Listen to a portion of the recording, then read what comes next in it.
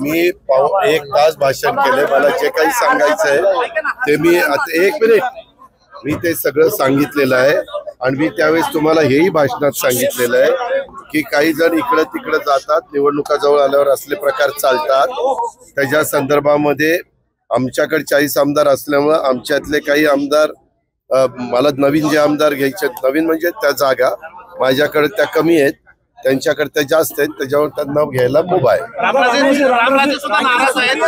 1 minute, रामराजेंनी मला काल phone केला, त्यांनी मला सांगितलं मी मुंबईला येतोय, ते आज मुंबईला गेले।